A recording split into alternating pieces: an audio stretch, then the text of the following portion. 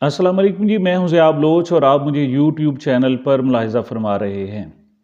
सबसे पहले तो शुरू में ही मैं ये वजाहत कर दूं कि ये जो वीलॉग है, एक मैं ना चाहते हुए भी रिकॉर्ड कर रहा हूं, वरना ये ख्वाहिश नहीं है।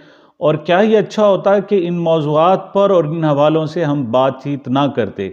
लेकिन मेरे बात करने की वजह यह है कि इस वक्त PDM के सरबराह और जमीयत उलमा इस्लाम फजल रहमान ग्रुप के मरकज़ी अमीर मौलाना फजल रहमान साहब ने पाकिस्तान की ख़वातीन के हवाले से हमारी माओं, बहनों और बेटियों के मुतल्लिक कुछ इस किस्म की बात की है कि ना चाहते हुए भी उसका जवाब देना पड़ता है, वरना ये ना सिर्फ मुआशरे का बल्कि इस वक्त का भी हम पर कर्ज है। और अगर हम इसको इस तरह क्लियर नहीं करेंगे तो ये बाकी रहेगा और हमारी आने वाली नस्लें भी हमसे पूछेंगी कि मौलाना साहब जब इस ख़वातीन पर इस तरीके से अटैक कर रहे थे और इस तरह वो ख़वातीन को ज़लील ख्वार और रुसवा कर रहे थे, तो उस वक्त हमारा किरदार क्या था।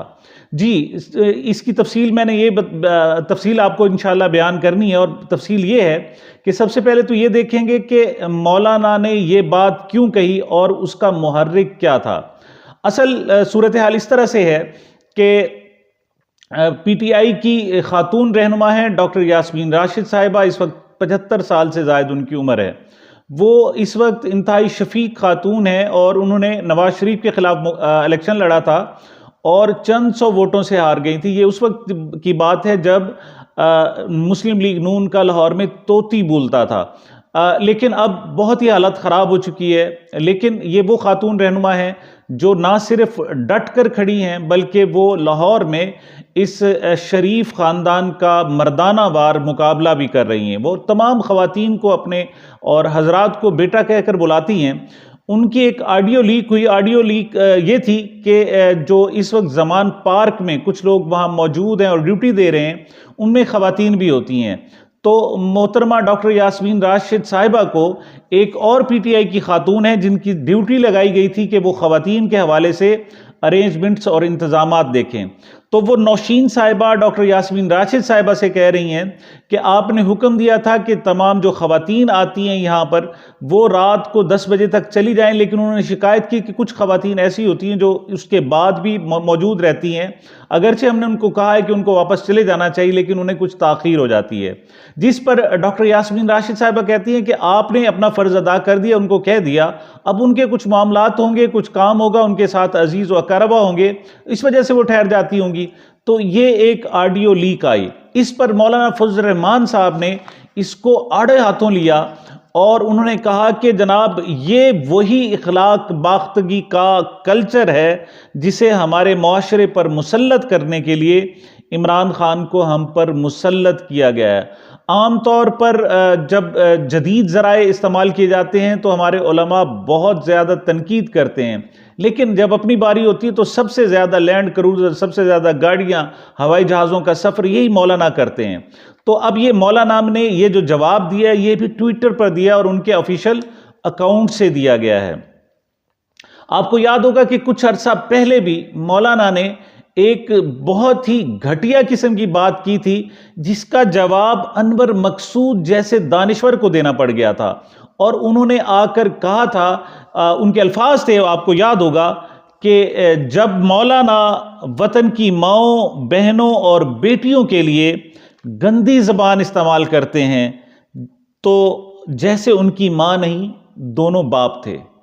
ये अनवर मकसूद के अल्फाज हैं कि ऐसे लगता है कि मौलाना किसी औरत के बदन से पैदा ही नहीं हुए, बल्कि शायद कोई होमोसेक्सुअलिटी थी कि उनका बाप भी शायद मर्द था और उनकी जो माँ थी वो भी औरत थी। ये अनवर मकसूद जैसे एक लेजेंड को, जो बड़ा ही वसीउ ज़हन है और अपने बारे में वो नहीं चाहता कि किसी कंट्रोवर्सी से आए, लेकिन वो मौलाना का जुमला इतना सख्त था, इतना घटिया और इतना शर्मनाक था कि मैं भी आपके सामने बयान नहीं कर सकता।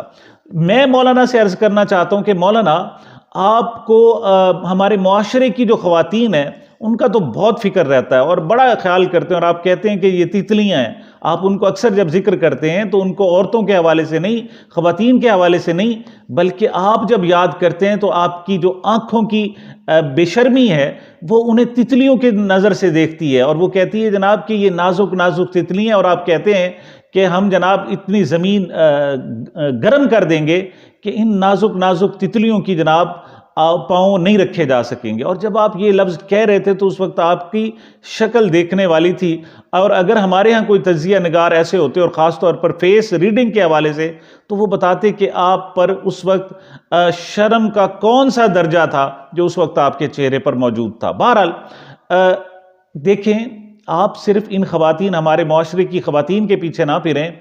मैं आपसे जो रिक्वेस्ट करना चाहता हूँ वो ये है कि पहले तो आप अपने JUI पर नज़र करें, दूसरा अपने मदारिस पर करें, और तीसरा कुछ अपने आप पर भी नज़र कर लें। मैं थोड़ा सा आपको याद दिलाना चाहता हूँ, ये बात है जून 2021 की।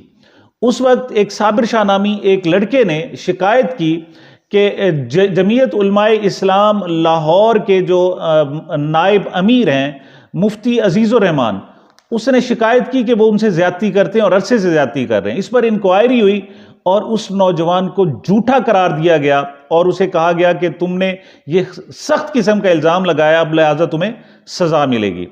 उस बच्चे ने, उस नौजवान लड़के ने आखिर तंग आकर एक स्विंग ऑपरेशन किया और कुछ वीडियोस और अपना ऑडियो और व्हाट्सएप रिकॉर्ड पेश कर दिया। वो एक नाकाबिले तरदीद किस्म की जनाब वो वीडियोस मौजूद थी।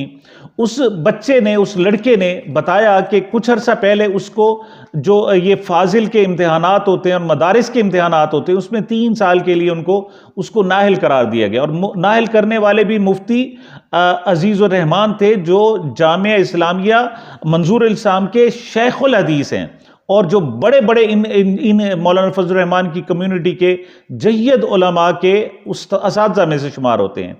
तो वो कहते हैं जी उन्होंने नाहिल किया, और मैंने जब उनसे माफ़ी मांगी और उन्होंने कहा जी कुछ गुंजाइश निकालें, तो उन्होंने कहा जी आप हमारे लिए गुंजाइश निकालो, आप मेरे लिए कोई जिनसी तस्कीन का बायस सामान करें तो मैं भी आपके लिए कुछ कर सकता हूँ।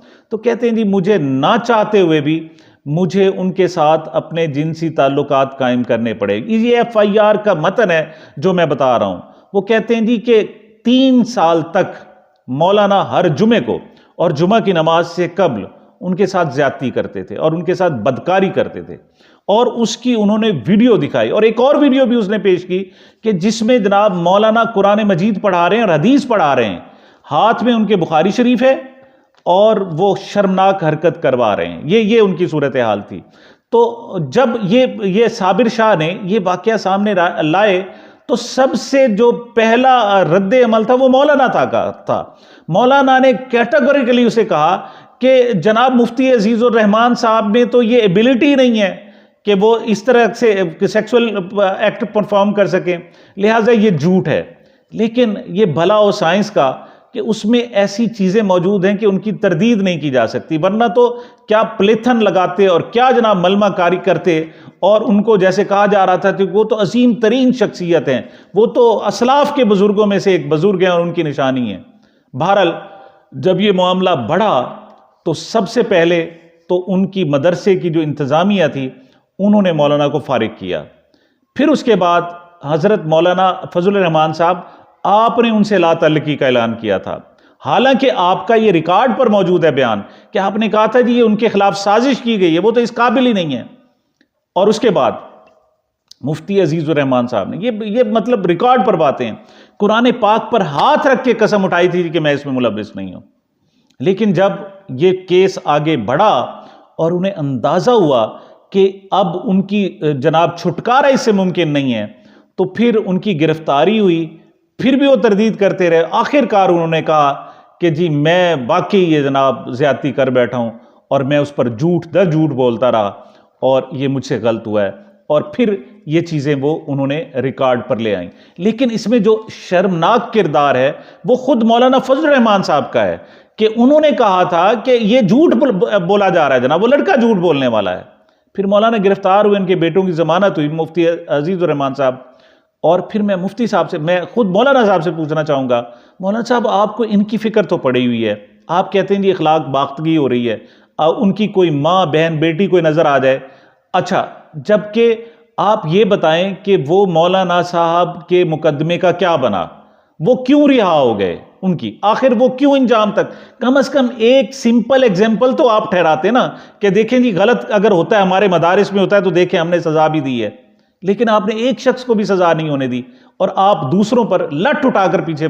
मैं कहता हूं कि गलत है। देखें जी इखलाकी लिहाज से कहीं भी कोई काम हो रहा हो तो वो गलत है, लेकिन ये नहीं है कि सिर्फ पीटीआई में वो चीज़ हराम है और जेयूआई की तंजीम में आ जाए तो वो हलाल हो जाती है, फिर वो हराम भी नहीं रहती, वो गलत भी नहीं रहता, वहाँ उस पर हद भी नहीं होती और उस पर कोई सजा भी नहीं होती।